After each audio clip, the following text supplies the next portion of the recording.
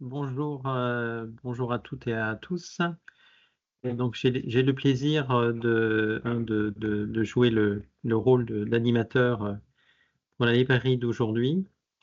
Euh, et on peut espérer pour l'auteur du livre le même succès que la précédente librairie que j'avais animée je sais pas si c'est il y a un an ou il y a 6 mois, le livre s'appelait Personne morale de Justine Augier sur l'affaire Lafarge en Syrie, parce qu'elle a obtenu vraiment un prix pour son ouvrage. Donc on peut souhaiter la même chose à Guido.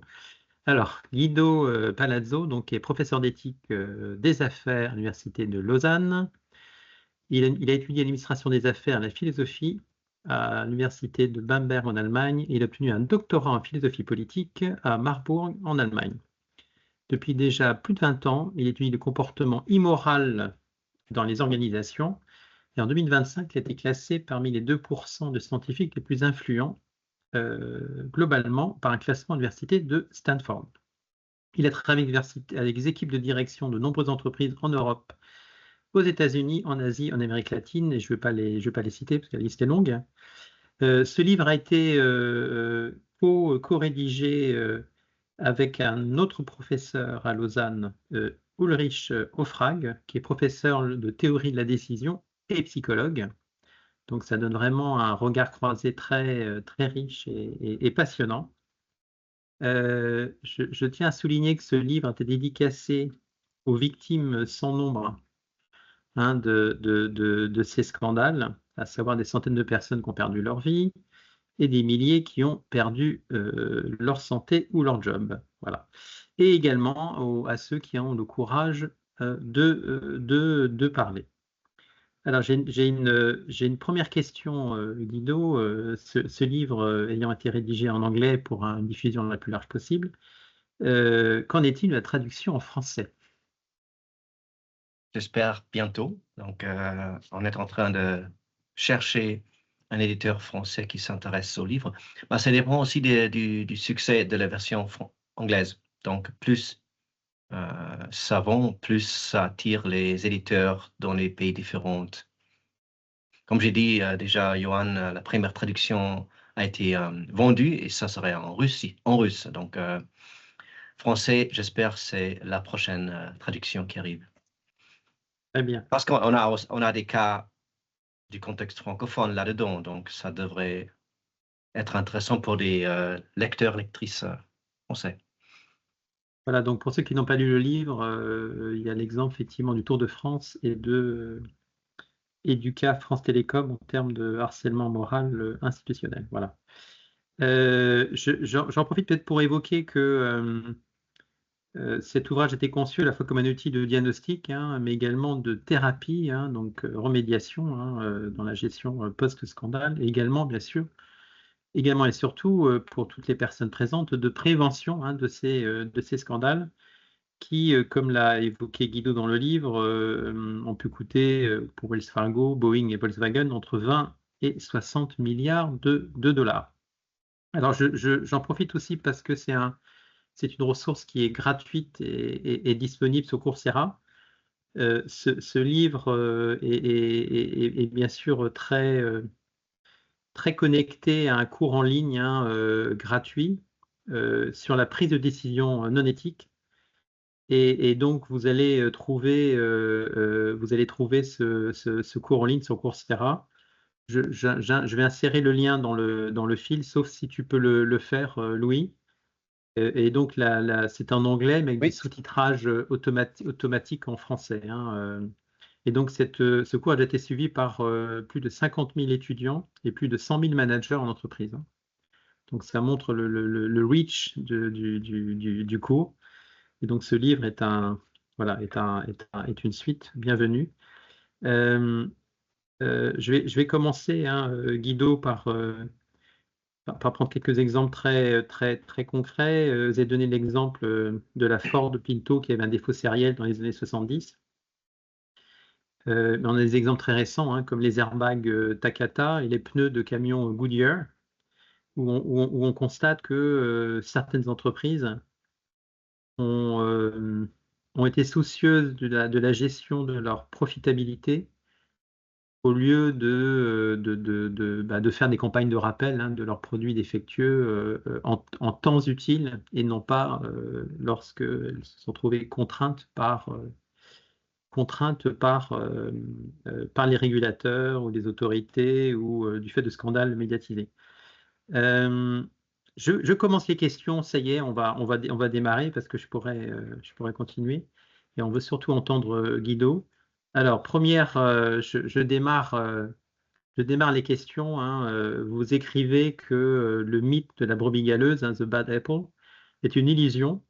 Et donc, si les individus ne sont pas fondamentalement mauvais, comment expliquez-vous la genèse de ces scandales dans les entreprises, Guido? Si on regarde les scandales dans les nouvelles, on a toujours une certaine manière de raconter ce qui s'est passé. Et on raconte normalement les scandales avec au centre l'idée de la pomme pourrie. Donc il y a un manager, une poignée de managers qui ont créé cette situation et ils l'ont fait de manière intentionnelle parce qu'ils ont des problèmes de caractère. Ils sont des psychopathes, il y a l'avidité. Donc, il y a des gens qui font ce qu'ils font parce qu'ils ont des problèmes de caractère. Donc, et nous tous, on a ces biais. Imaginez le criminel en col blanc typique. Quel trait de caractère est-ce que vous pensez que cette personne aurait? Si on faisait une liste de 4, 5 traits de caractère typiques d'un criminel en col blanc, et après on fait une liste de 4 à 5 traits de caractère de soi-même qui décrivent nous. J'espère que ces deux listes ne se chevauchent pas. Énormément, ils ne le font pas parce qu'on pense qu'eux, ils sont différents de moi. On fait deux erreurs si on regarde les scandales. On pense que, d'abord, on appelle ça l'erreur fondamentale d'attribution. On pense qu'ils le font parce qu'ils sont comme ça. Et nous, deuxième erreur, nous sommes différents. On n'est pas comme ça. On est, en effet, même mieux que les autres. On appelle ça l'illusion de la supériorité morale. Donc, on pense qu'on est plus moral que la moyenne. Et mettez ces deux interprétations ensemble. On pense que les choses méchantes sont faites parce qu'il y a des gens qui sont méchants. Et moi, je suis sur la moyenne morale. Donc, je n'ai pas de risque de me trouver dans une situation similaire. Mais si vous regardez les scandales plus en profondeur, on voit que cette interprétation à travers le caractère des gens ne marche pas. Prenons le cas de Wells Fargo. Wells Fargo, la plus grande banque américaine, à un certain point était impliquée dans un scandale où les vendeuses de l'entreprise ont vendu des produits à leurs clients à leur insu. Donc, ils ont utilisé la signature électronique de leurs clients pour ouvrir des comptes, des cartes de crédit, des assurances à l'insu des clients. Mais chaque mois, ils ont laissé payer les clients la fee pour ces produits. Et on a vu, quand c'est devenu public, qu'il y avait plus de 100 000 vendeurs, vendeuses qui ont participé. 100 000. Donc, comment est-ce qu'on peut expliquer un scandale à travers le caractère avec des situations où on a des centaines ou des milliers de gens qui participent? Ce serait bizarre de croire que c'est une entreprise qui attire surtout les criminels, où ils ont un département des RH qui se spécialise à embaucher que des criminels, ou des criminels qui pensent que je dois travailler pour Wells Fargo parce que là, je peux vivre caractère criminel. Non, c'est pas ça. Donc, c'est pas le caractère qui explique les scandales. Mais si c'est pas le caractère, c'est quoi? Et la réponse qu'on trouve dans notre livre, The Dark Pattern, c'est que c'est le contexte. Donc, Guido, ce que vous Oui. voulez dire, c'est que la plupart des gens bien finissent par faire le mal sans s'en rendre compte.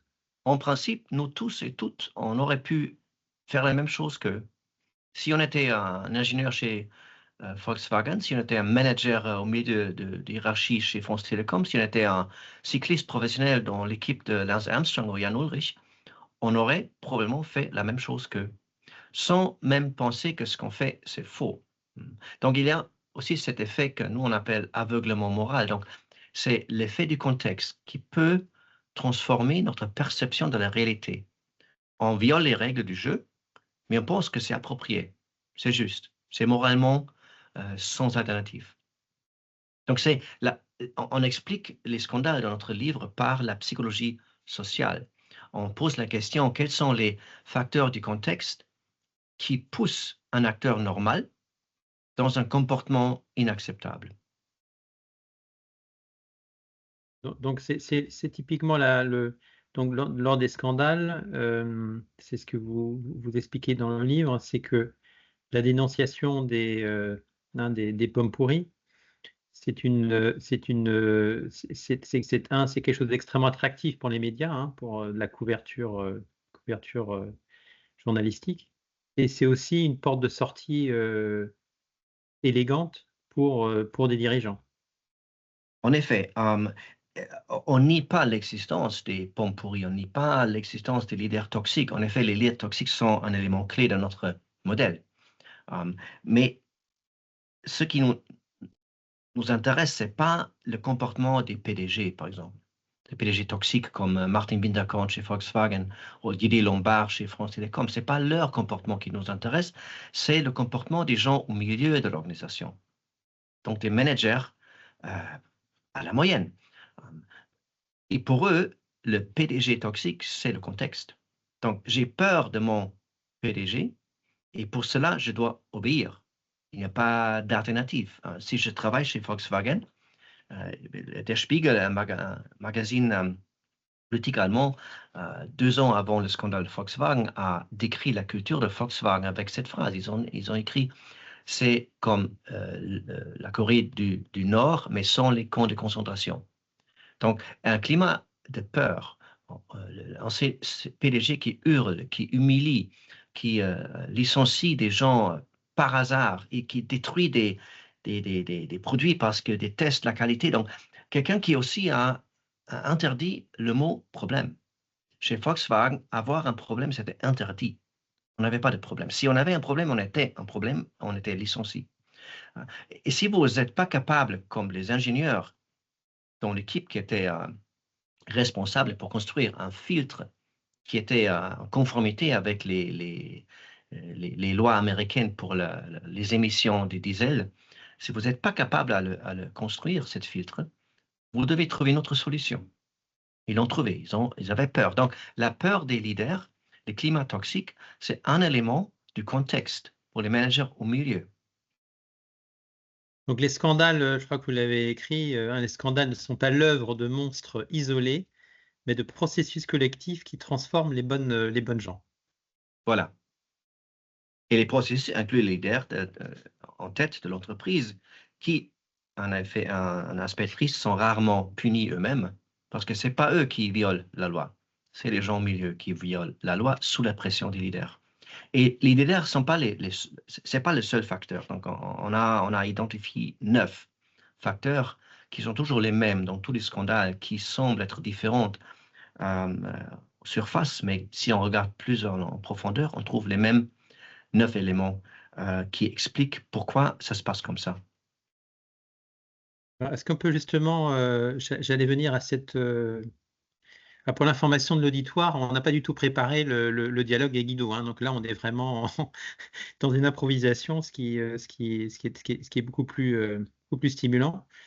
Donc justement, est-ce que Guido, on peut revenir sur les 9 cercles de l'enfer de Dante, hein, que vous décrivez dans le livre, et justement là ces 9 piliers que vous avez décrits, qui, je pense, sont vraiment importants à décrypter pour comprendre comment on peut arriver dans une situation de dérive d'entreprise jusqu'à la faillite, hein, de certaines entreprises comme Enron. Mhm. Peut-être on commence avec les éléments les plus importants de cette pattern, le dark pattern. J'ai déjà mentionné le leadership toxique. Un deuxième élément, imaginez vous avez peur. Il y a ce climat de terreur et on vous donne des objectifs complètement irréaliste. On ne peut pas atteindre ces objectifs. C'est exclu. Donc, je ne dis pas que les objectifs ne doivent pas être exigeants. C'est nécessaire parce que s'ils ne sont pas exigeants, on s'ennuie et on ne travaille pas bien. Donc, il y a le burn-out, mais il y a aussi le bore-out. On doit trouver des objectifs qui sont motivants, exigeants, mais réalistes.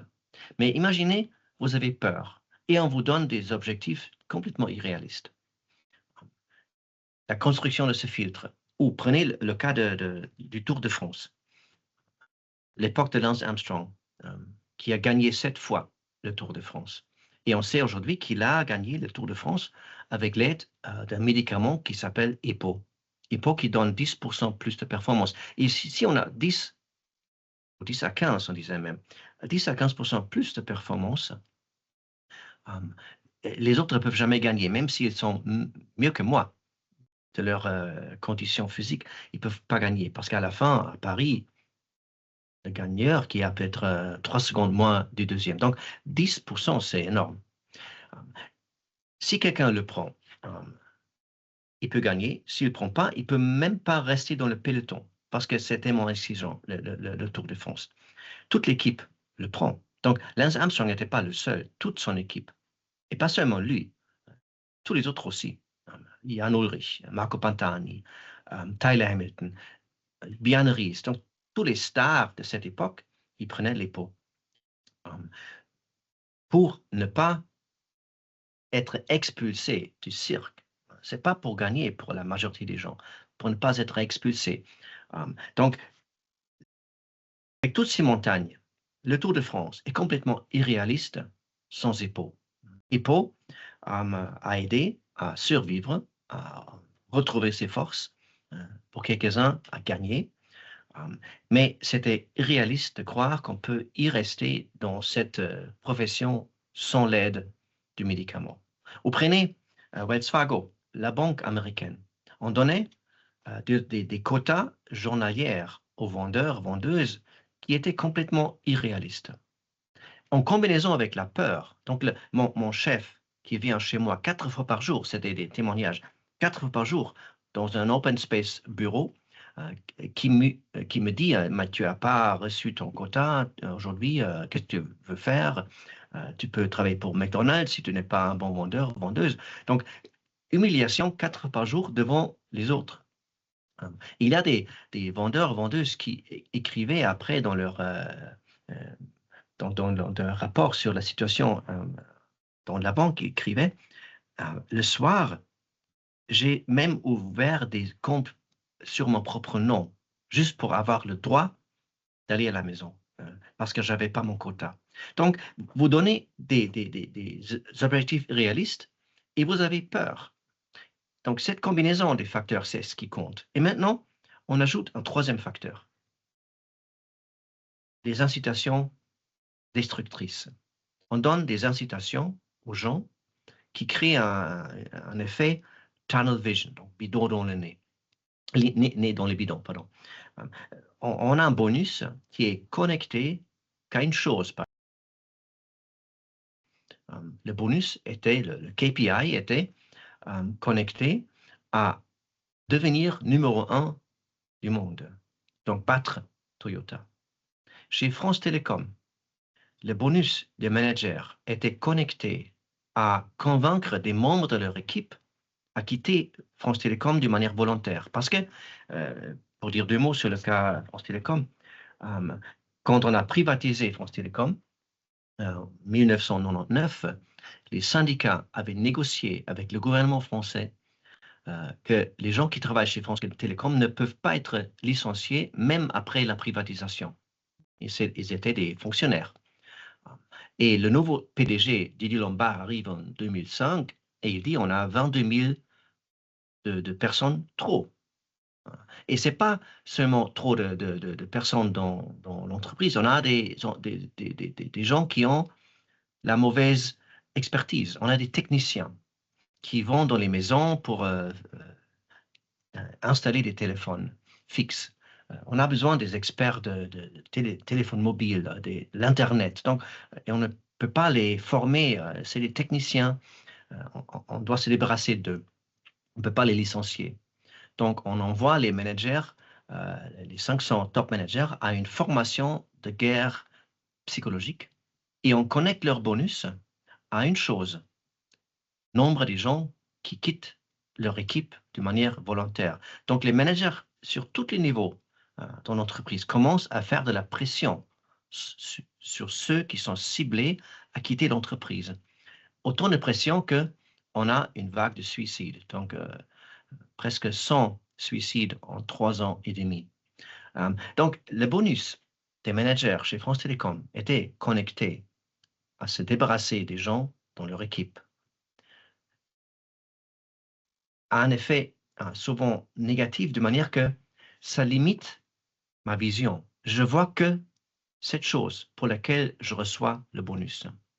Chez Boeing, avant les 2 accidents des 737 MAX, la construction de cet avion avait des ingénieurs avec 2 KPIs.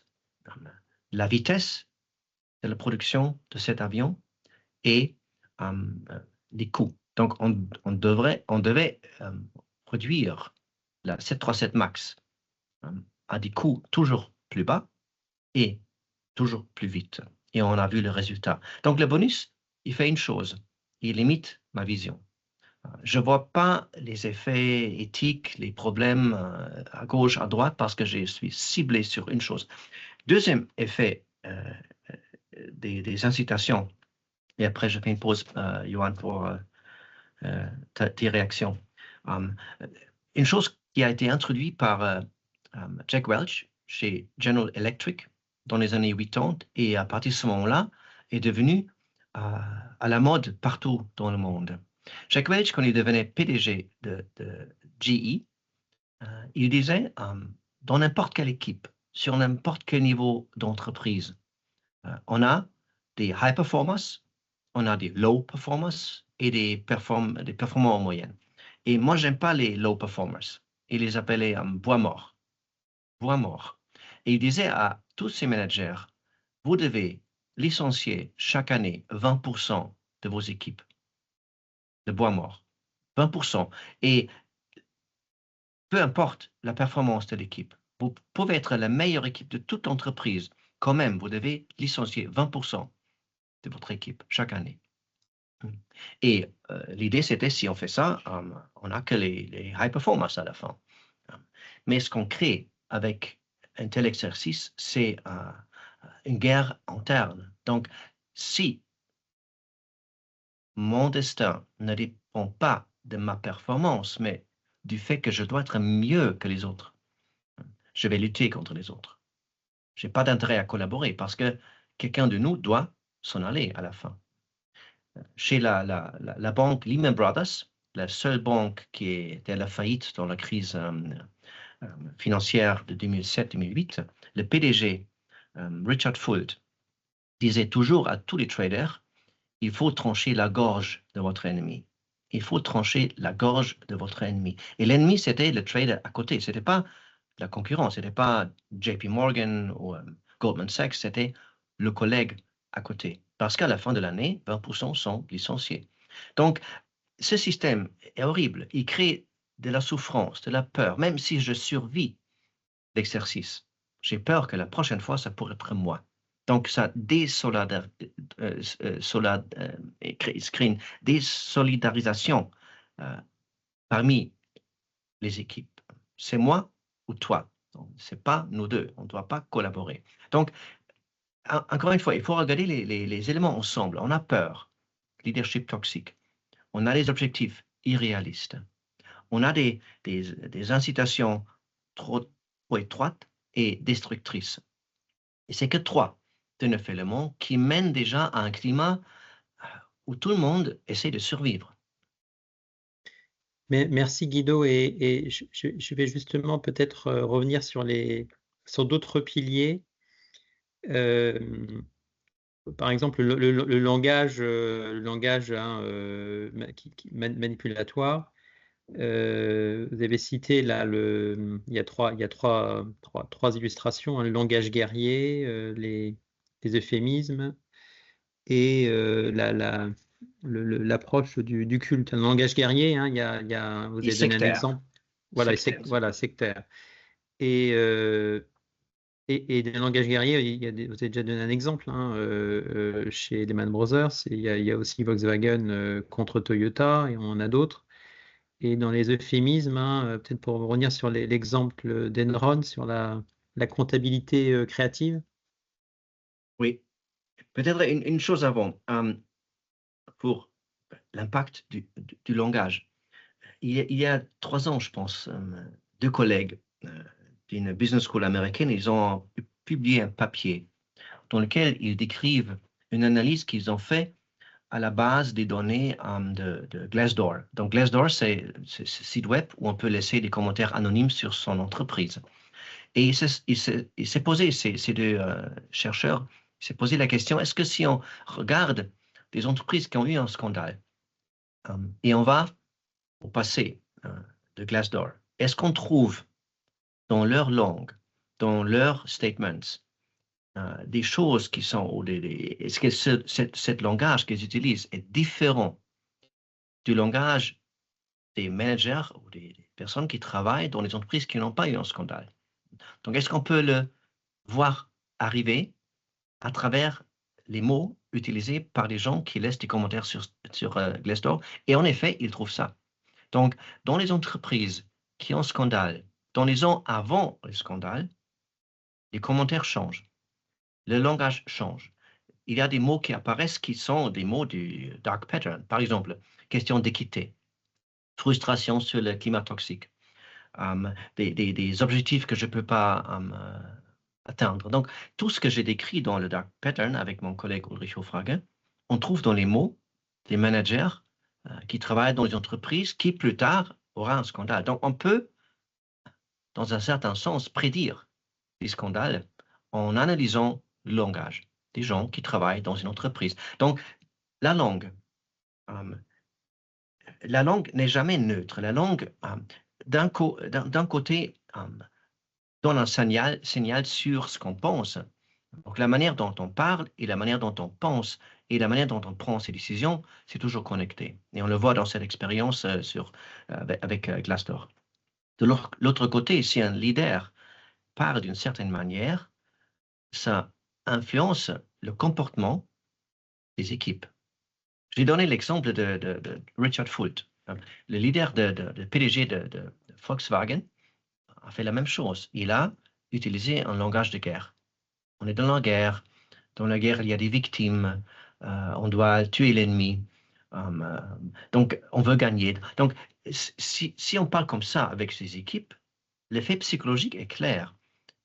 Lentement, on est convaincu qu'on est dans la guerre. Et dans la guerre, les règles ne comptent pas. Chez France Télécom, dans cette formation de guerre psychologique, on a utilisé la même langue. On a dit, vous devez imaginer d'être en guerre avec vos propres équipes. Donc, il y aura des victimes. On doit les convaincre à faire du harakiri. Donc, un langage super agressif qu'on trouve dans les scandales. Deuxième langage qu'on trouve dans les scandales, c'est un langage euphémiste.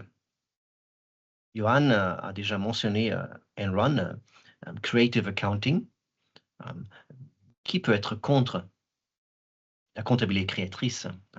C'est une belle chose, n'est-ce pas? Mais ce que ça veut dire, c'est on ne paie pas les impôts. Donc, on triche.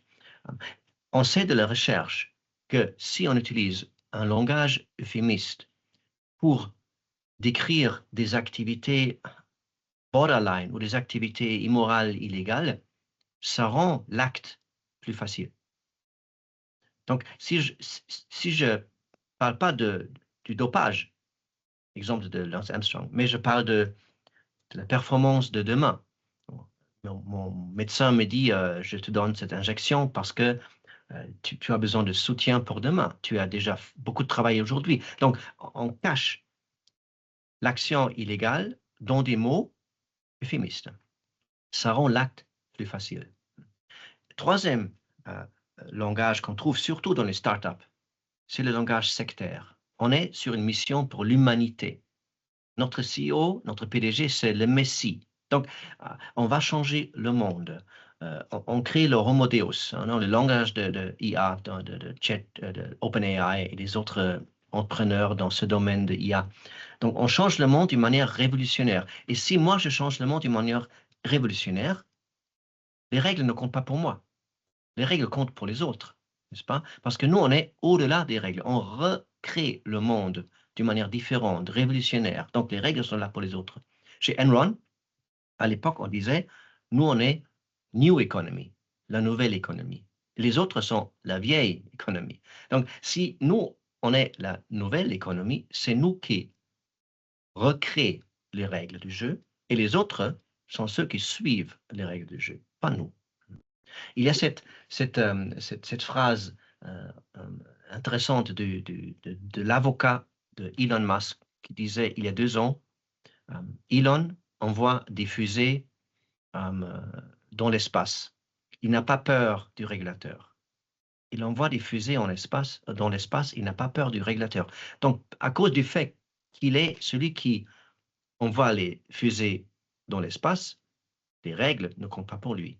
Et on le voit, il y a Elon Musk et Tesla, c'est la seule entreprise pour laquelle il existe un site web Wikipédia qui juste accumule les processus et les violations des lois d'entreprise. Il y a des milliers de cas juste pour cette entreprise. Donc, le langage a un impact énorme sur le comportement des gens. Et si vous êtes dans une entreprise où les leaders autour de vous parlent comme ça, donc un langage de guerre, langage euphémiste, langage sectaire, il faut faire attention parce que dans ces équipes, quelque chose peut se passer bientôt qui n'est Et, pas bonne. et Guido, vous avez aussi donné l'exemple hein, de l'ancien CEO de WeWork hein, qui se décrivait un peu, enfin qui était décrit par son entourage comme le Messie. Oui. Mais je voudrais revenir quand même sur je trouve un conseil très pratique pour l'auditoire par rapport à Glassdoor, hein, qui, comme tout le monde le sait, est une plateforme de notation par les salariés ou les candidats de leur employeur. En fait, cette étude dont vous avez fait état, en fait, elle revient à dire que on peut y trouver des mots-clés qui induisent des signes avant-coureurs de scandales à venir. C'est quand même pas Oui, on peut voir que c'est les pas climats d'entreprise changent.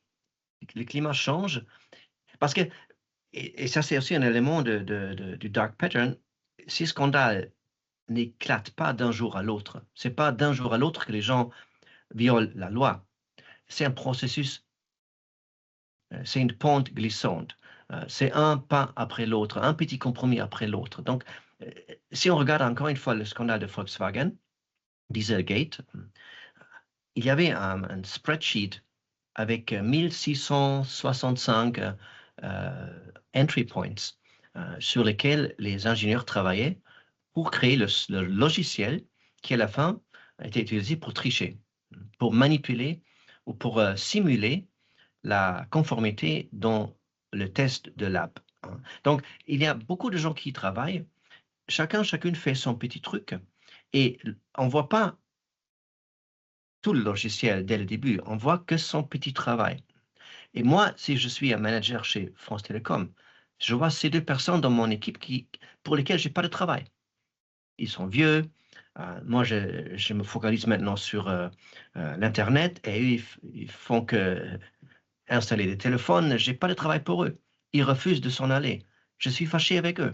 Donc, c'est pas tellement facile à dire, mais les managers chez France Télécom, c'est des monstres. Non, ils sont sous la pression et ils font que les autres font autour d'eux. Donc, ils créent un contexte un peu plus désagréable pour ces 2 personnes dont ils veulent se débarrasser. Et d'un moment à l'autre, ça peut arriver que ces 2 personnes arrivent à un point où ils ne peuvent plus. Ils se tuent. Mais en principe, je fais comme mes collègues, gauche à droite. Je fais la même chose. Et je fais un petit peu de pression. Et la semaine prochaine, encore un petit plus de pression. Donc, je ne vois pas l'effet à la fin arrivant parce que je, je change mon comportement à des petits pas. un pas après l'autre, un compromis sur mes valeurs après l'autre.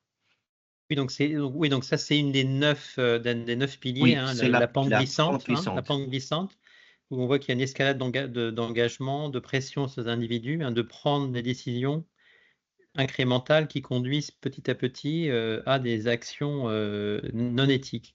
Mais Voilà. je voulais aussi évoquer, ça c'est un argument qui est important, hein, que les personnes, je pense, dans l'auditoire ont certainement entendu au moins une fois dans leur vie, c'est la perception d'inéquité, qui est un autre pilier. Par exemple, hein, les concurrents payent des pots de vin, Mhm. et donc c'est injuste et il faut aussi que l'entreprise puisse gagner des marchés ou conserver des marchés. Qu'est-ce que vous pouvez dire sur cette perception là, d'inéquité et d'injustice comme pilier? Il y a cette scène intéressante qu'on trouve encore sur YouTube, le moment où Lance Armstrong ne peut plus nier qu'il avait utilisé EPO pour gagner 7 fois le Tour de France. Il va chez Oprah Winfrey et il dit une chose intéressante. Il dit, j'avoue, j'ai utilisé EPO, mais j'ai jamais triché. Jan Ullrich, son concurrent à l'époque, disait la même chose. Je suis très fier de ne jamais avoir triché dans ma vie. Donc, comment est-ce qu'eux, ils peuvent dire on n'a pas triché si on sait ils avouent qu'ils ont utilisé EPO? La raison est facile. Si je suis convaincu que tout le monde fait comme moi, j'ai pas le sentiment de tricher parce que tout le monde le fait, n'est-ce pas? Donc, ce que je fais, je crée on appelle en anglais un level playing field. Donc, on est tous sur le même niveau maintenant. On a tous 10% plus de performance, donc c'est équitable. Donc, je peux utiliser un argument moral, l'équité, pour justifier une action illégale, utiliser les pots. Et comme Johan dit, on trouve cette même logique, le même discours souvent dans ces équipes de vente. Moi, je dirais, j'ai travaillé avec plus ou moins toutes les équipes de vendeurs, vendeuses dans l'industrie de MedTech. Et chaque fois, quand je vais dans une entreprise pour faire mon workshop sur le dark pattern, je reçois la même réaction, la réaction que Johan a déjà mentionnée. Ils disent toujours, nous, on ne triche pas, on ne paie pas le pot de vin, mais les concurrents le font. Et ce n'est pas juste. Mais toutes ces entreprises le disent. Donc, soit tout le monde paie le pot de vin, soit tout le monde a l'idée que les autres le font. Et si j'ai l'idée que les autres le font, et moi je suis sous la pression d'atteindre mes objectifs, tôt ou tard, je commence à réfléchir. Mais pourquoi c'est pas juste? Eux, ils le font, ils ont un avantage, moi je ne peux pas, je vais le faire aussi. Donc, on utilise cet argument d'injustice pour justifier un mal comportement juridique. Vous prenez le cas de Volkswagen. Les autorités américaines, en 2007, décident que les producteurs de diesel doivent réduire leurs émissions de 2 tiers et on leur donne 2 ans. 2 tiers de réduction en 2 ans, c'est presque impossible, surtout pour les petites voitures. Mais si vous êtes un manager, un ingénieur chez Volkswagen, vous commencez à réfléchir. Mais c'est bizarre. Les camions américains, ils n'ont pas de régulation. Donc, pour eux, il n'y a pas de limite d'émissions. Et en Europe, 80% non, en France, je dois dire 90, non, 80% en France, chez nous on dit comme ça, 80% des voitures, c'est des voitures diesel en Europe. Aux États-Unis, c'est 2% seulement. Pourquoi? Parce que chez nous, on avait signé le Kyoto Protocol, on devait réduire les CO2. Aux États-Unis, à l'époque, on s'en fichait du CO2, mais on était intéressé aux émissions diesel parce que ça provoque du cancer, ça provoque le smog, etc. Donc, on ne voulait pas. Mais si je suis un manager chez Volkswagen, ce que je vois, c'est le suivant. Les Américains nous donnent des règles complètement injustes qui créent des obstacles pour nous, les Européens. Et le vrai but qu'ils ont, c'est d'augmenter la performance de leurs propres producteurs qui n'ont pas de diesel, de gagner dans la concurrence de tous les jours. C'est pas juste. Donc, on nous traite d'une manière injuste. On a le droit de rebalancer les choses un peu.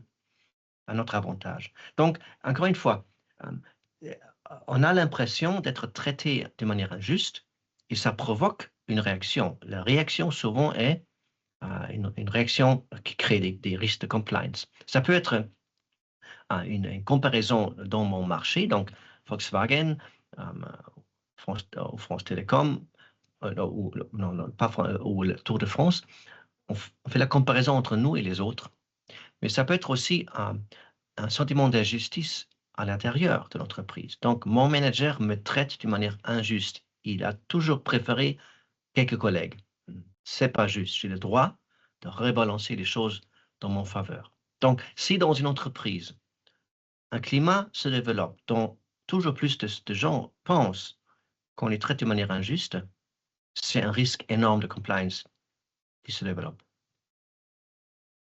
Merci Guido. Alors, je voulais aussi évoquer, après j'aurai plein d'autres questions et je vois que le temps tourne. Un autre pilier ce concerne les groupes, hein, la conformité de groupe et la pensée de groupe, etc. On peut peut-être prendre un exemple, hein, c'est la façon dont un collectif peut réagir face à une victime de harcèlement sexuel, par exemple. Prenez l'exemple du cas d'Hubert. Hein. Mhm. Qu'est-ce que vous pouvez dire là-dessus, Théo ? Il y a deux effets que nous, on résume sur ce qu'on appelle les groupes dangereux. Un premier effet, c'est la désolidarisation avec les victimes. Les victimes qui sont seules, ou les personnes qui font le speak-up, qui sont seules. Et l'effet de groupe... Les lanceurs d'alerte, hein, voilà, les lanceurs d'alerte, pardon. Mm. Ils sont seuls, on les laisse seuls. Un lanceur d'alerte, c'est pas le terme correct, je pense, parce que ça, c'est le whistleblower qui, à la fin, informe les autorités ou les médias. Moi, je parle des personnes qui osent parler à leur manager d'une chose problématique. Il y avait, par exemple, chez Wells Fargo, on avait 3 vendeurs qui ont écrit un email à leur PDG en disant « Ce qu'on fait chez nous, c'est illégal. On ne peut pas faire. » Tous les 3 ont été licenciés 2 jours après le message. Licenciés. Donc, on punit les gens qui osent parler des problèmes de compliance à l'interne. Et comme ça, on crée un climat de silence. Donc, un effet de groupe, c'est le silence. On observe les autres qui osent dire quelque chose, ils sont punis. Je ne veux pas être le prochain qui est puni, donc je reste silencieux. Ou le cas Uber que Johan mentionne, un cas d'harcèlement sexuel où une jeune ingénieure commence à travailler chez Uber. Premier jour, elle est harcelée par son chef. Elle prend la bonne décision, elle informe les RH. Les RH lui expliquent que son manager est un high performer, on ne peut pas le licencier, on ne peut pas le punir parce qu'il a une haute performance, mais on offre à la femme de changer l'équipe. Elle change l'équipe.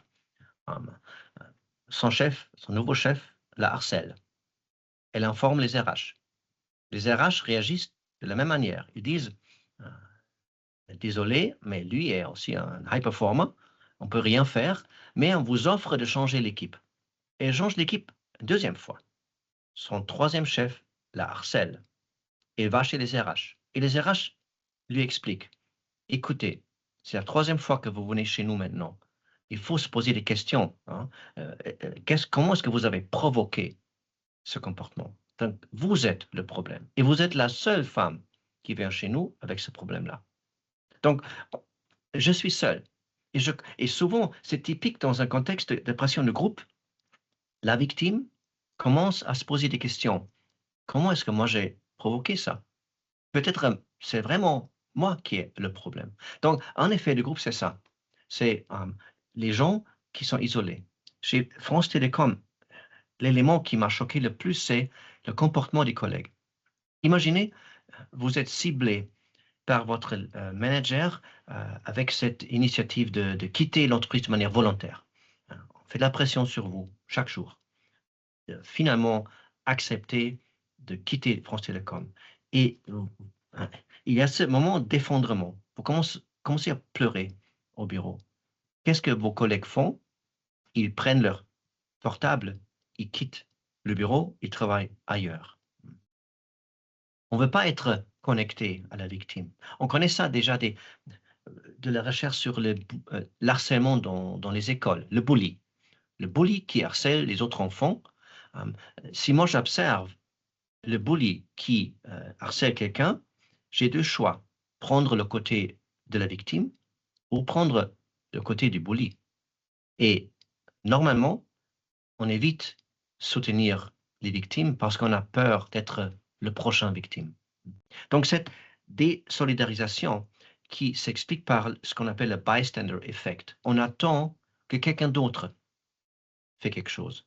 On ne veut pas être le premier à soutenir une victime. On ne veut pas être le premier à soutenir quelqu'un qui ose parler. Donc, on attend. Et parce que tout le monde attend, personne ne soutient les victimes. Moi, je pense, et ça, on est déjà dans les solutions, mais je pense qu'une chose que les entreprises doivent inclure dans leur formation de compliance, c'est le bystander effect. Créer une culture où on est alliés les uns aux autres pour se soutenir. Parce qu'on peut entraîner ça. On peut entraîner les gens à soutenir les autres dans des situations similaires. La raison pour laquelle je ne soutiens pas mes collègues, ce n'est pas que je ne veux pas. Il me manque les mots, il me manque les tactiques psychologiques. Je ne suis pas suffisamment spontané dans le moment où j'observe quelque chose. On peut former les gens à soutenir les uns les autres. Donc, ça, c'est l'un des deux aspects des groupes dangereux, éléments du dark pattern. Deuxième aspect, c'est en tant que groupe, on développe le sentiment qu'on est dans la guerre. On en a déjà parlé. Donc, Uber, tout le monde nous attaque. Le gouvernement nous attaque. On a cette innovation merveilleuse, le taxi Uber. Mais tout le monde nous attaque. Tout le monde crée des obstacles pour nous. Le gouvernement, les taxistes qui nous attaquent physiquement. Donc, on a besoin des bodyguards, des corps de garde. Garde du corps. Donc, on est dans la guerre. Nous, on est les bons et les autres sont les mauvais. Et si nous, on est les bons, comme dans un château fort au Moyen-Âge, on se défend. Et on a ce sentiment qu'on a le droit de se défendre. Et l'autre effet de groupe, c'est comme chez Enron, chez Theranos, chez les entreprises d'Elon Musk. On pense qu'on est au-dessus des règles. On est différent. On a le Messie comme PDG.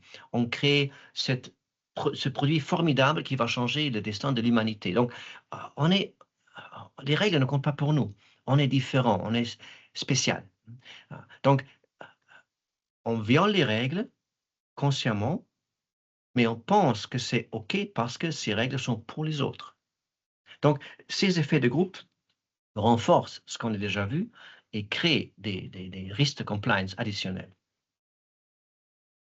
Alors, je vais passer une question justement sur le rôle de la compliance comme un bouclier ou un leurre. Et après, je passerai à la phase plutôt voilà, recommandations pratiques et comment améliorer les choses, ce qui n'est pas un sujet facile. Donc, déjà, vous avez on vous a bien montré dans le livre qu'un certain nombre d'entreprises comme Wells Fargo ou Boeing ont payé des amendes colossales, mais en fait sans vraiment changer. Puisqu'on voit une répétition des accidents, des poursuites, et notamment chez Boeing, où il y a eu voilà, des accidents à répétition. Et donc, on voit bien que c'est un mode de business as usual, les affaires continuent. Alors, est-ce qu'on a donc la question, c'est est-ce qu'on a mis trop d'espoir dans la peur de la sanction? Moi, je pense que les sanctions sont importantes, mais ce qui manque, selon moi, c'est les sanctions vers les top managers. C'est très rare qu'un top manager est puni. Dans mes cas, dans les cas qu'on discute dans le livre, il y a seulement un cas où un PDG va en prison. Et c'est Elizabeth Holmes de Theranos, la seule femme. C'est intéressant, la seule femme dans mes histoires va en prison. Mais dans tous les autres cas, rien ne se passe. Le PDG de France Télécom, dit Lombard, il paye 25 000 euros. 25 000 euros pour avoir créé un climat dans lequel 100 personnes se tuent et 40 personnes essaient de se tuer. Donc, c'est ridicule. Donc, on ne punit pas les top. Et dans la crise financière 2007-2008, aucun top manager est allé en prison. Aucun. Et si je regarde ça en tant que top manager, je ne vois pas de risque. Donc, pourquoi est-ce que je devrais commencer à réfléchir sur mon style de leadership? Je fais ce qui est nécessaire pour augmenter la valeur de l'action à court terme, parce que mon bonus est connecté à ça, et je ne vois pas de problème. Les gens qui sont punis sont ceux au milieu de l'entreprise. Et pour ça, je dis toujours aux managers, quand je fais des formations, il faut toujours documenter tout. Il faut avoir des emails qui montrent que c'est votre supérieur qui a demandé certaines actions, certaines décisions. Donc, il faut toujours documenter parce qu'à la fin, on vous laisse seul. Chez Volkswagen, il y a un manager qui est allé en prison. Il était le manager de conformité aux États-Unis. Il n'avait rien à faire avec le scandale, rien. Mais il était présent dans les réunions entre Volkswagen et les régulateurs en Californie, quand eux, ils ont demandé, mais pourquoi, comment est-ce que vous expliquez-vous ces différences entre les émissions officielles que vous avez données à nous et les résultats des tests que nous avons fait? Il était présent, Oliver Schmidt, il s'appelle, il était présent dans ces réunions, et pour cela, on l'a mis en prison pour quelques ans. Les top managers, ils ne vont pas en prison. Donc, pour moi, les amendes ne changent rien parce que ce n'est pas les managers qui payent. Et dans les banques, on me dit souvent, les amendes sont déjà incluses dans le budget. Donc, on le sait que ça va arriver, on l'inclut dans le budget. Ça n'influence pas le comportement des PDG ou des CFO ou des COO. Donc, on devrait, selon moi, changer les lois d'une manière que les gens en tête d'entreprise qui créent des contextes dont les autres violent la loi peuvent être punis. Et je rebondis sur une de vos citations en disant la compliance, c'est parfois l'art de cocher des cases tout en fermant les yeux. Oui, tout le monde fait des formations compliance. Hein. Tous les experts dans la salle aujourd'hui, ils le font. On a cette formation annuelle online où on doit répondre à des questions abstraites. Et ça ne sert à rien. On sait que ces formations ne servent à rien. Parce que on vous envoie dans ces formations le matin et l'après-midi, votre supérieur vous dit je veux la signature du client sur ce contrat demain et je m'en fiche comment vous faites. Faites-le. Donc, on crée des situations contradictoires. On dit aux gens suivez les règles du jeu. En même temps, on dit venez avec la signature du client demain. Et je ne fais pas du micromanagement, donc débrouillez-vous et venez avec un résultat. Donc, ces cours, ces formations ne servent à rien si on n'a pas un climat de travail avantageux à l'éthique, avantageux à la compliance. Et dans les cas que moi j'ai analysés avec mon collègue dans notre livre, on avait des cultures contradictoires à la compliance. Ce n'est pas que ces entreprises n'avaient pas des équipes de compliance. Volkswagen a gagné des prix pour la compliance dans les années avant le scandale. Wells Fargo avait des équipes énormes de compliance. Mais si on crée une culture top-down dans une entreprise contradictoire à la compliance ne sert à rien.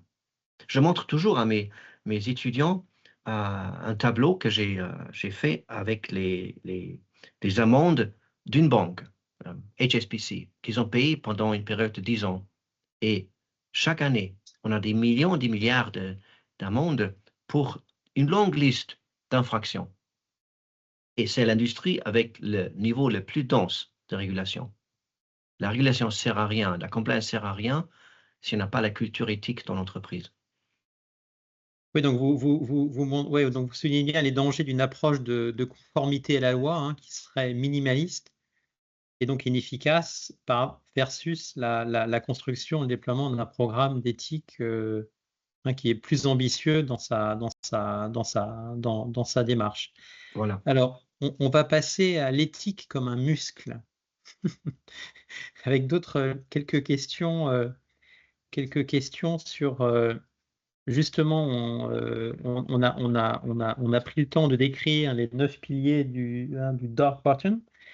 Et donc maintenant, c'est quoi l'antidote? C'est quoi l'antidote, Mhm. l'antidote, le remède à ces piliers toxiques? Euh,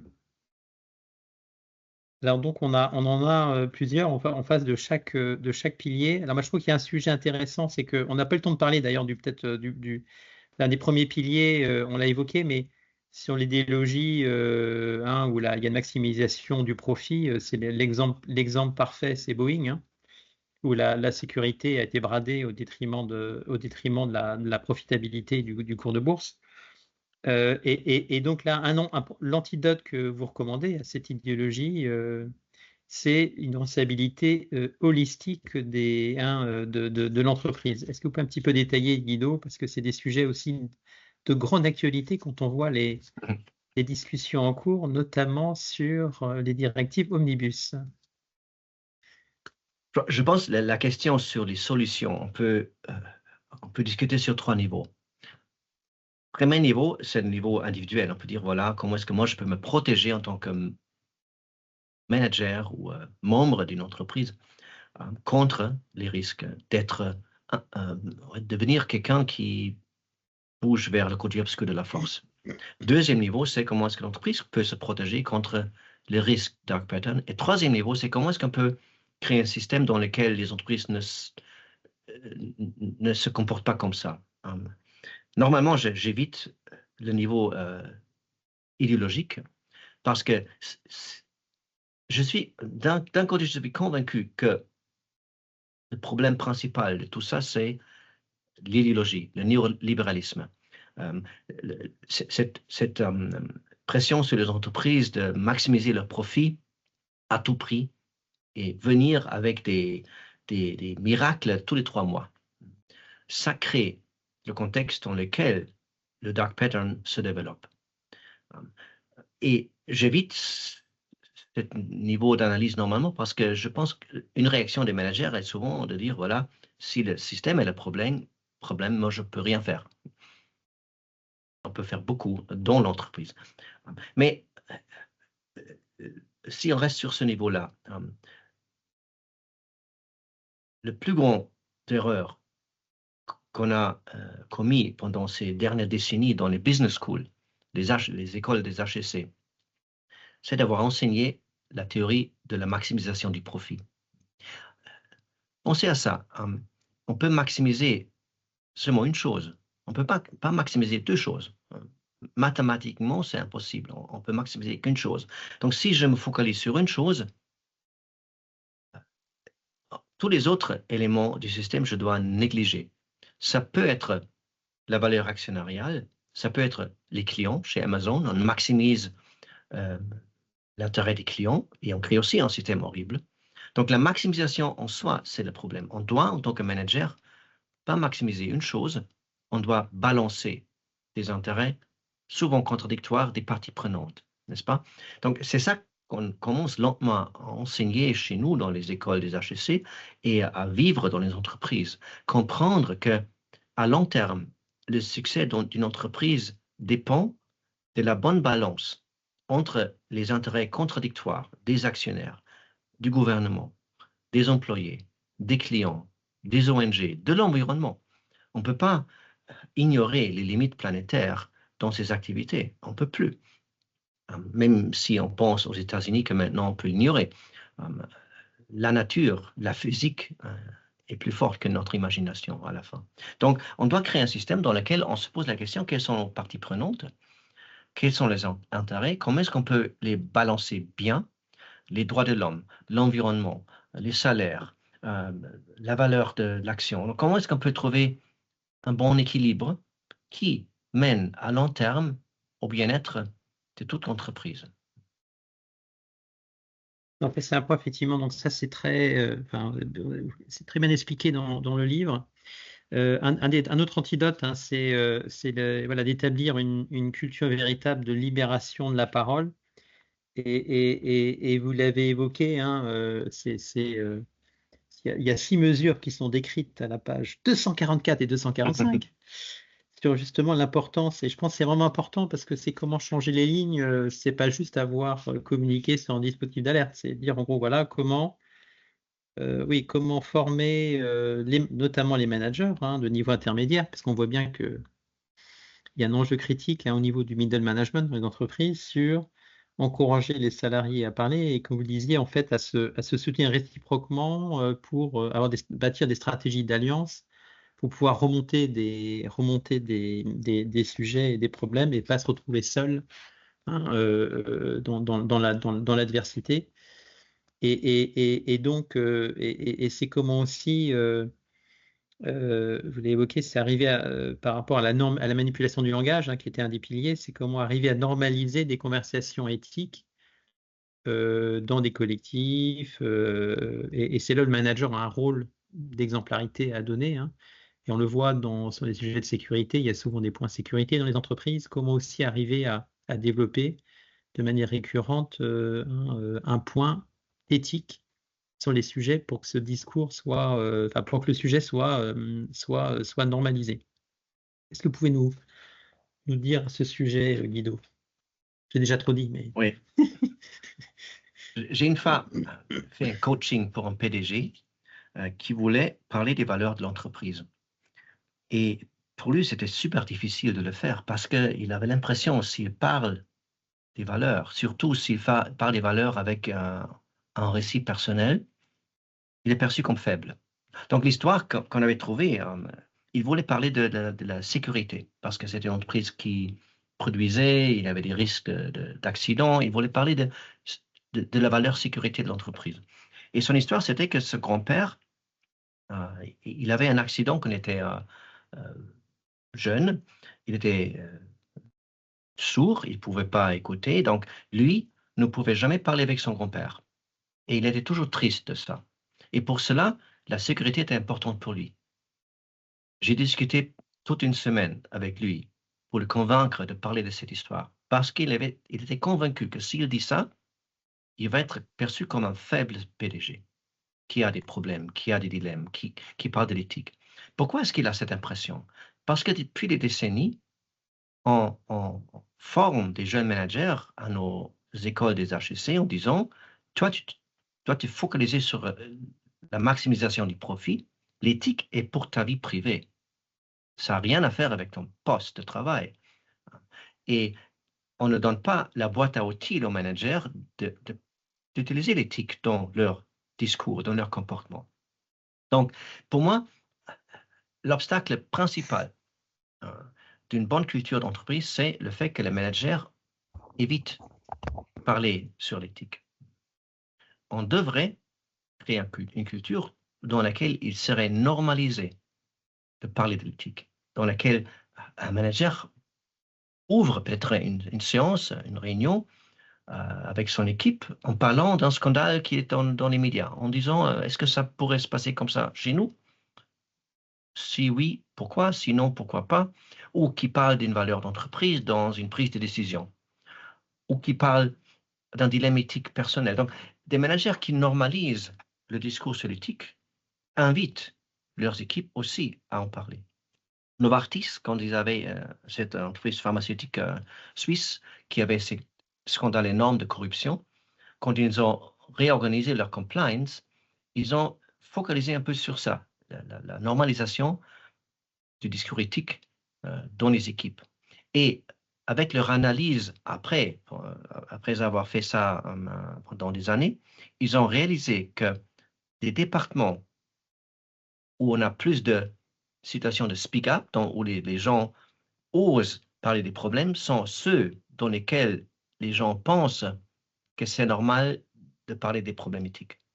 Donc, la normalisation du discours éthique invite n'importe qui à s'exprimer sur un problème éthique. Donc, la speak-up, la culture du speak-up est le résultat souvent d'une culture plus large de normalisation du discours éthique. Mais on ne fait pas ça d'un jour à l'autre. On doit, en tant que compliance, je pense, créer la boîte à outils, aider les managers à le faire. Donc, comment est-ce que je parle d'un dilemme? Donnez-moi un exemple département de compliance. Comment est-ce que je parle d'une valeur? Quels sont les moyens, les jeux, les méthodes que je peux utiliser pour engager mon équipe dans un discours éthique? Et est-ce que ça va être lié à un bonus? Il y a des entreprises dont on discute dans le livre qui lient la conversation morale au bonus. Donc, un manager doit au moins 4 fois par année faire un discours ou une conversation éthique avec ses équipes. Donc, ça, c'est pour moi la base, le fondement. Et sur cette base, on doit former aussi des managers à écouter. On dit souvent, on fait des formations de speak-up, mais qui forme les managers à écouter bien si quelqu'un vient chez moi? Donc, on doit avoir des formations sur le speak-up, sur l'écoute, et on doit aussi créer les structures de protection qui n'existent souvent pas. Donc, est-ce que quelqu'un qui ose parler d'un problème est protégé après contre la on dit aussi retaliation, Représailles. la représaille de son propre supérieur? Donc, souvent, les représailles sont sublimes. On oublie de m'inviter à une réunion. On m'invite à préparer une présentation sur produit A et dans la réunion, on me demande de parler du produit B. Donc, il y a des petites choses qu'on peut faire pour punir quelqu'un dans mon équipe qui ose parler des problèmes. Donc, est-ce qu'on a des structures qui protègent les gens contre la représailles sublime après? Une entreprise qui le fait bien, c'est Stora Enso, entreprise finlandaise, qui ont créé un processus dans lequel quelqu'un qui ose parler d'un problème est accompagné pendant 2 ans par quelqu'un de compliance et quelqu'un des RH dans une réunion régulière pour éviter que ses supérieurs le punissent. Donc, on doit avoir des structures, on doit avoir des formations, on doit avoir des managers qui normalisent le discours éthique et comme ça, on crée le climat dans lequel on peut peut-être pas éviter toutes sortes de risques de compliance, mais on peut éviter que ces malcomportements deviennent toujours plus grands, comme dans les cas des scandales qu'on a analysés. Et je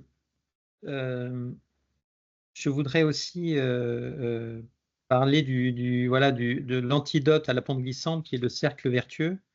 Hein, vous expliquez que les grands problèmes éthiques et juridiques commencent souvent par des petites transgressions et donc d'où l'importance dans les conseils pratiques d'une politique de tolérance zéro pour les violations de règles, même mineures en fait, parce que si on laisse passer les petites choses, on a une culture qui peut devenir très laxiste pour des violations bien plus graves. Vous évoquez aussi l'importance, c'est que de l'importance justement des valeurs de l'entreprise et de la connaissance par les managers et les salariés des valeurs de l'entreprise. Qu'est-ce que vous pouvez... donc, quel conseil pratique, s'il y avait un conseil pratique à donner à notre auditoire, là, ce serait lequel pour éviter un scandale? Sinon, ils seront probablement eux-mêmes, les personnes ici présentes, seront emportées par le scandale parce que ils sauraient, comme vous l'écrivez dans le livre, les boucs émissaires parfaits. Peut-être je réponds avec une histoire. J'ai une fois fait une formation pour une entreprise pharmaceutique où ils avaient la réunion annuelle de leur top 500 managers, une réunion stratégique, et on m'a donné l'après-midi de la première journée pour parler de l'éthique, similaire à ce qu'on fait maintenant ensemble ici. Le matin, ils donnaient des prix à leurs meilleurs vendeurs, vendeuses. Et quand le meilleur vendeur allait sur scène pour son prix, les managers compliance à côté de moi devenaient nerveux. Et j'ai posé la question, c'est quoi le problème? Et il disait, il est connu, ce vendeur, il est connu pour toujours être un peu dans la zone grise. On n'a jamais trouvé quelque chose contre lui, mais tout le monde sait qu'il viole les règles du jeu pour arriver à ses objectifs. Quel message est-ce qu'on envoie aux équipes si on donne le prix du meilleur vendeur à lui? Donc, pendant la pause de midi, on venait chez le PDG et on expliquait la situation. Et je disais à lui, Il était nouveau, il n'était pas au courant sur la situation. Je dis, vous avez deux choix maintenant. Soit on tolère le comportement de ce vendeur, on lui donne ce prix. Dans l'après-midi, on parle de l'éthique.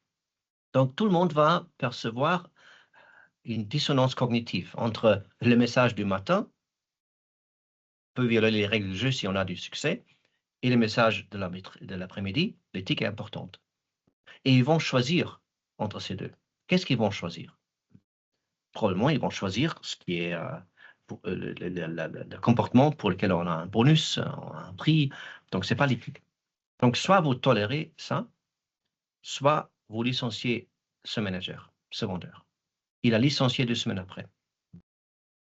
Et c'était un message fort dans l'entreprise. Chez nous, on ne tolère pas la violation des règles du jeu par ceux qui ont de la performance haute. Parce que si on le fait, on crée une zone grise. Cette zone grise, c'est aussi un des dark patterns. Une zone grise dans laquelle, sous la pression, dans la peur, avec le bonus et le 3, on commence à interpréter n'importe quelle règle. Si mon collègue peut violer cette règle-là, quelle règle est-ce que moi je peux violer si j'ai du succès avec mes ventes? Donc, on crée un climat dans lequel les règles sont à disposition de tout le monde. Et pour cela, on doit être strict sur les règles. On doit insister sur les règles. Ça ne veut pas dire qu'on doit toujours punir, ça ne veut pas un climat de peur, mais on doit être strict, on doit envoyer un signal fort que les règles sont importantes. C'est le PDG surtout qui doit envoyer ce message dans des moments de haute pression. Vers la fin de l'année, dans une crise, on doit dire à tout le monde, on ne veut pas du succès qui vient avec des compromis sur les règles éthiques ou juridiques.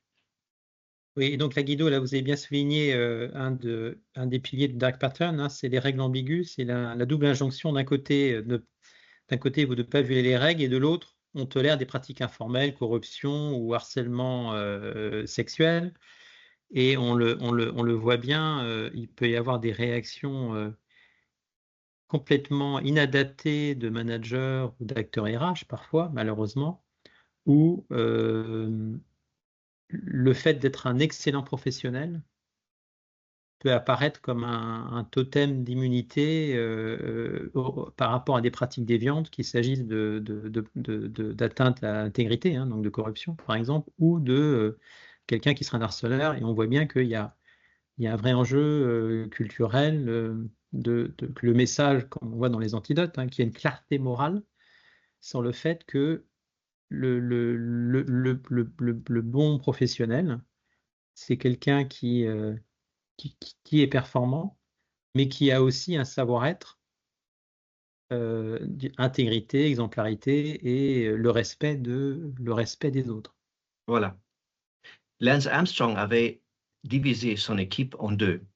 Il appelait ça l'équipe A et l'équipe B.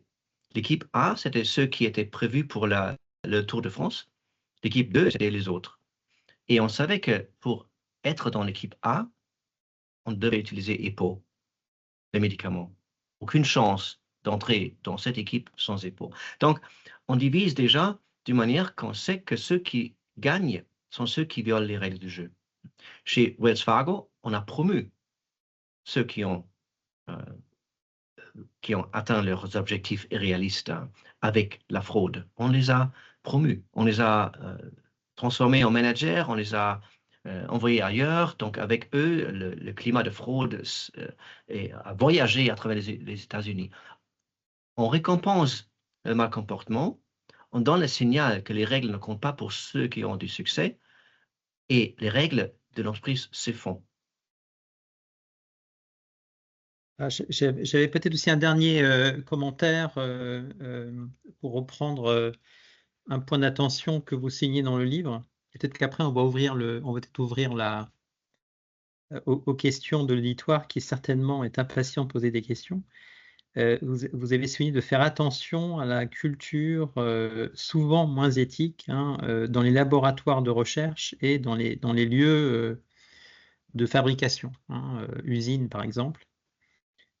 Parce que comme c'est un environnement qui est plus dur que pour des cols blancs classiques dans des bureaux, les managers eux-mêmes peuvent ne pas avoir des réactions adaptées lorsque quelqu'un hein, vient porter, soulève un problème.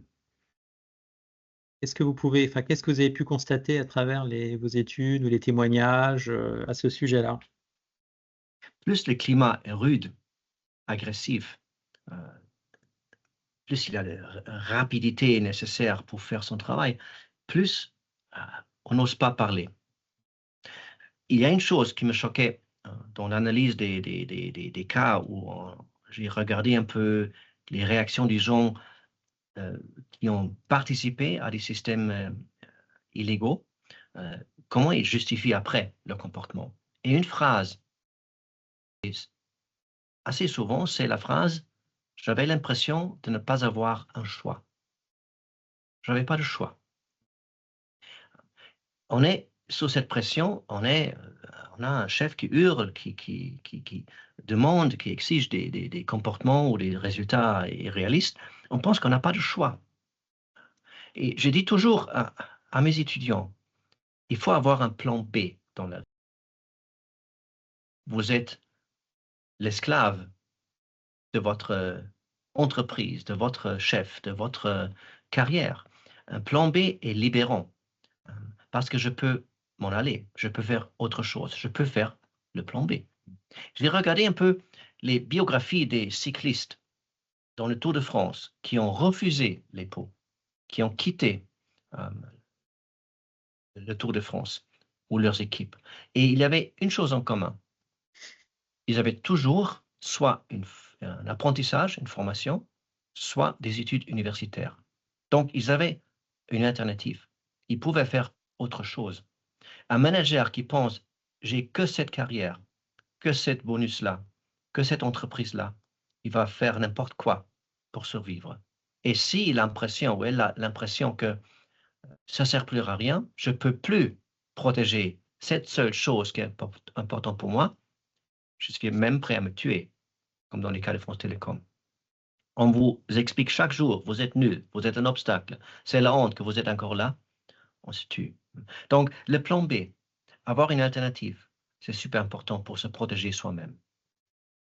Guido, je pense que oui, c'est un éclairage important parce que je pense que je crois pour les professionnels de l'éthique et les compliance qui sont présents aujourd'hui, soit à titre personnel, soit pour se mettre à la place de salariés qui sont sur des sites, par exemple, où il y a pas un bassin d'emploi important.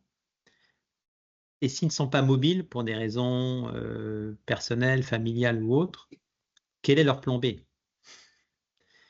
Et donc le dilemme peut Ouais. être très compliqué.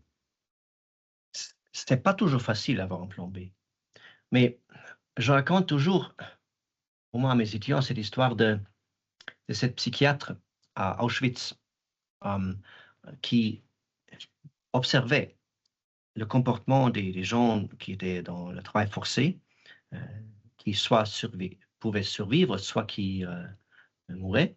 Et il s'est posé la question, qui va mourir, qui va survivre? Et sa réponse était, ceux qui survivent sont ceux qui ont une idée de l'au-delà du camp de concentration, qui imaginent un avenir différent. Ceux qui meurent sont ceux qui pensent toute la journée à leur souffrance, qui ne peuvent plus voir une vision différente de la vie, un futur différent. Donc, on doit chercher du sens dans ce qu'on fait.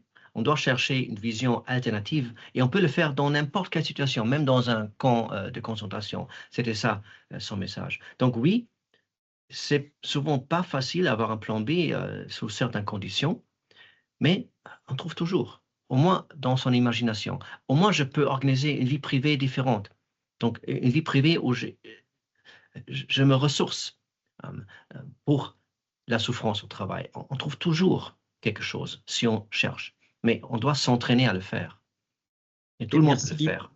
merci Guido, c'est pour ces recommandations pas très inspirantes, hein, et très pratiques en fait.